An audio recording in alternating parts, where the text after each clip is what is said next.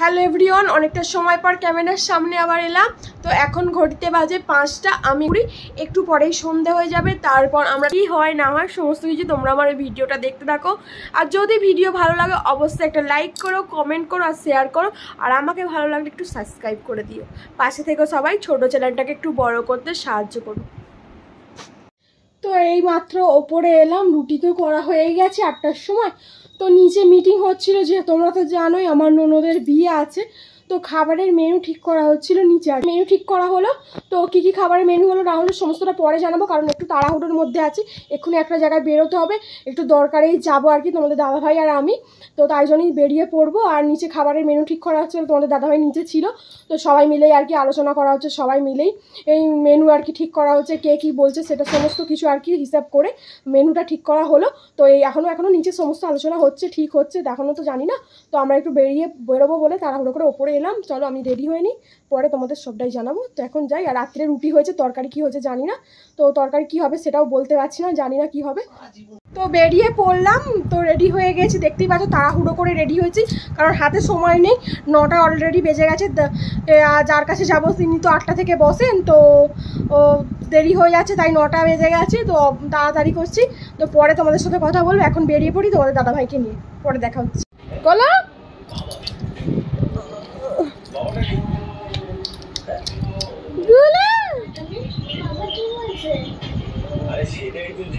ও নিয়ে নেবে। চলো আমরা আবার চলে এসেছি তোমাদের বাড়ি।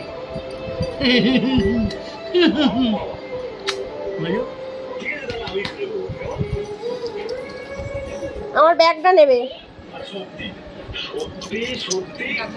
গোলে। দেখো আমরা কাদের বাড়ি এসেছি, আমরা সোনা পাখিদের বাড়ি এসেছিলাম। সোনা পাখিদের বাড়ি আসাটা বলতে ভুল হবে, তোমাদেরকে বলেই দিই। আমি তো বলেছিলাম আমার শরীরটা খুবই খারাপ, তো অনেক কিছু ডাক্তার দিকে রিপোর্ট করাতে দিয়েছিল। সেদিন যে গিয়েছিলাম না শ্রীরামপুর তোমাদের দাদাভাইয়ের সাথে, সকাল থেকে বিকাল হয়ে গেল। সেদিন অনেক রিপোর্ট করানো ছিল, তাই তোমাদের দাদাভাইকে নিয়েই গিয়েছিলাম।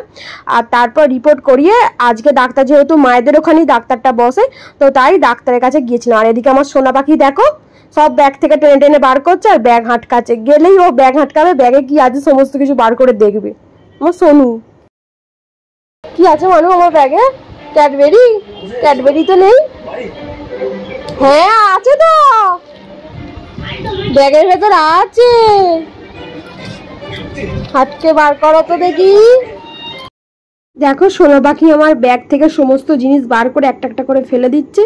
ও ভাবছে ব্যাগের মধ্যে কি আছে। প্রথমে পয়সার ব্যাগ, তারপর লিপস্টিক, তারপর আরও যা যা ছিল আর কি। একটা ক্যাডবেরিও ছিল, ক্যাডবেরি বলছি জেমসের প্যাকেট ছিল আমার মিষ্টির জন্য, তো ওটাও বার করেছে। আবার লিচু ছিল ব্যাগের, সমস্ত কিছু বার করে ও ঘাঁটবে, খেলা করবে, এটাই ও।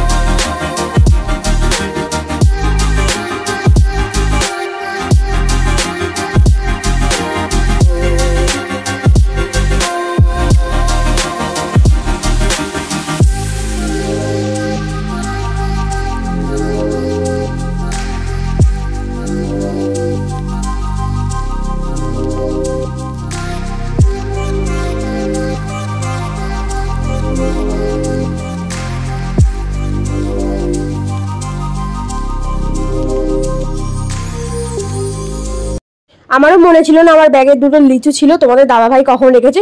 ওই দুটো পেয়েও কি খুশি দেখো, খালি আমার ব্যাগ থেকে ওটাকে নিয়ে বার করে খেলা করছে, আর এদিকে ওর মা টিভি দেখছে, আর ও খাটে বসে বসে ব্যাগ নিয়ে সমস্ত কিছু ঢেলে সমস্ত কিছু নিয়ে খেলা করছে। ওকে বলছি তুই খাবি, কিন্তু ও তো খেতে পারে না সেরকম ভাবে এখনো, ওর তো এই মোটে 1 বছর বয়স, সমস্ত কিছু খাওয়া তো ওকে যায় না এখনো। আমাদের সোনা পাখি দেখো,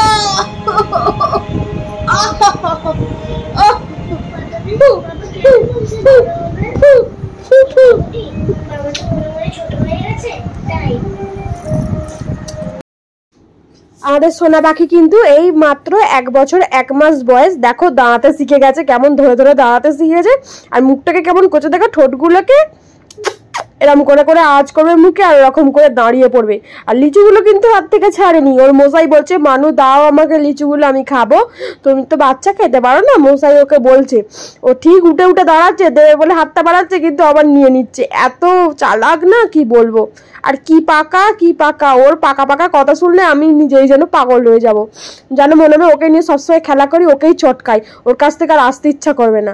তো মশাই ওকে নিয়ে একটু আদর করছে, খেলা করছে, আর ও তো টিভি দেখতে ব্যস্ত, টিভি ছাড়া তো কিছু জানে না, যেহেতু টিভি চালালেই হয়, কার্টুন দেখবে না, সিনেমা নাটক দেখবে না, খালি বিজ্ঞাপনগুলো দেখবে। ও বিজ্ঞাপনগুলো যে রঙিন রঙিন বাচ্চাগুলো সব খেলা করছে সেগুলো দেখতে ভালোবাসে। আর ওর মশাই তো ওকে চুন খেয়ে খেয়ে আলা হয়ে যাচ্ছে, দেখো তোমরা। আর ওর হাত থেকে কিন্তু লিচুটা ছাড়েনি, মশাইকে দেয়ও নি, হাত থেকে ছাড়েও নি, যতই ওর মশাই বলছে দাও, তত ওর মায়ের কাছ থেকে পালাচ্ছে আবার। যেহেতু আগের দিন বৃষ্টি হয়েছিল এবং সারা রাত বৃষ্টি হয়েছে, সারাদিনও বৃষ্টি হয়েছে, তোমরা তো দেখেইছো ভিডিওর মাধ্যমে, আমার ব্লগের মাধ্যমে। যেহেতু আজকের দিনটা হচ্ছে জুন মাসের 1 তারিখ, তোমরা তো জানোই প্রচুর পরিমাণে বৃষ্টি হয়েছিল সেদিন।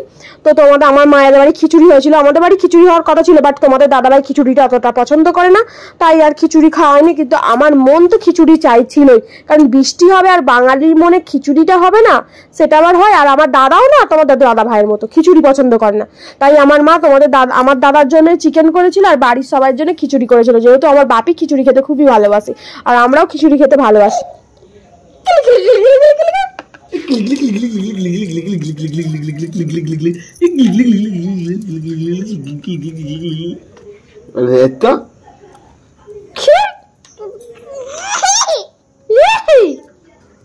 সোনা পাখি, সোনা পাখি, পিপি, সোনা পাখি, পিপি,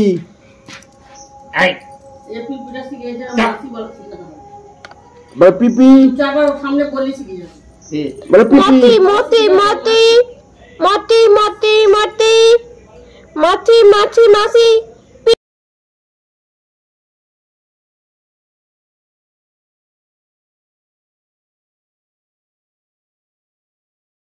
গুলগুলু গুলগুলু গুলগুলু গুলগুলু গুলগুলু গুলগুলু, এক গুলগুলু এক কিলিকিলি কিলিকিলি কিলিকিলি কিলিকিলি কিলিকিলি অ্যাপ করে দাও, অ্যাপ করে দাও, অ্যাপ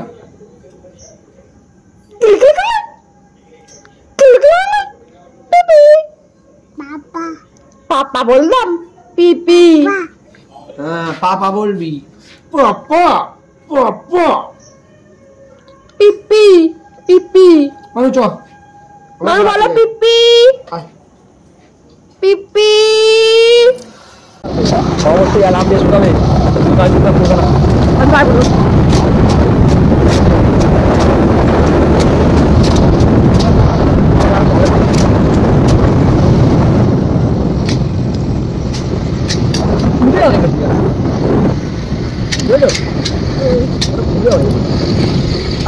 ব্লক ব্লক বানা যাবে না।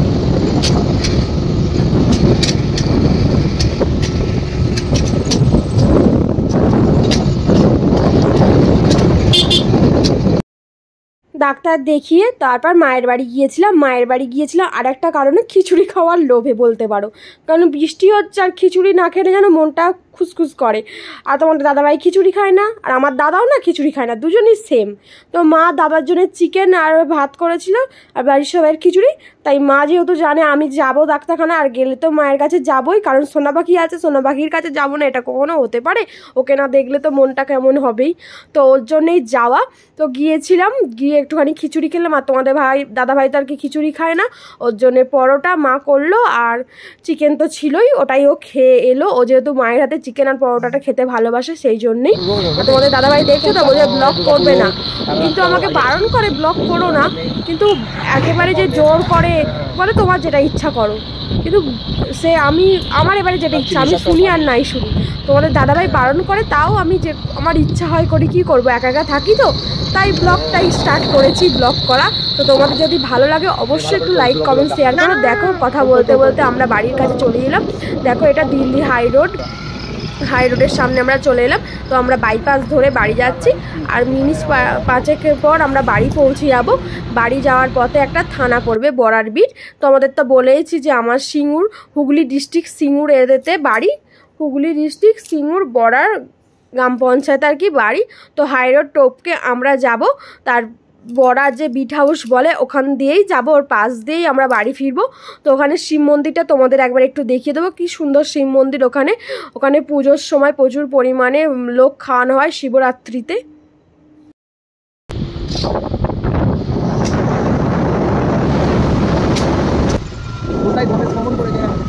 এইখানে কথাই বলছে গণেশ ভবন, এইখানে কথাই বলেছে।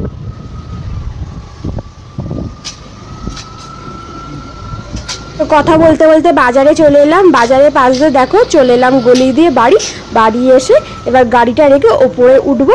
আর তোমাদের দাদাভাই নিচে একটু কথা বলেই আসবে, চলো তারপর দেখা হচ্ছে। আমরা বাড়ি চলে এলাম, এই মাত্র জাস্ট ওপরে উঠছি আর ওপরেই এলাম। তো আর কিছু বলার নেই, আজকে রাতের ডিনারটা তো মায়ের বাড়িতেই করলাম, তোমরা তো দেখতে পেলেই, আর কি বলবো। তো এখন ঘড়িতে বাজে 11:15। তো এবার চেঞ্জ করব, শোবো, এডিটিংয়ের কাজ আছে কিছু করব। তো আজকের ব্লগটা এখানেই শেষ করছি। সবাই ভালো থেকো, সুস্থ থেকো, সাথে থেকো, পাশে থেকো, আর ব্লগটা দেখতে থাকো, আর লাইক কমেন্ট শেয়ার অবশ্যই করো। আর good night, tata, bye bye, দেখা হচ্ছে পরের দিন নতুন একটা ব্লগে।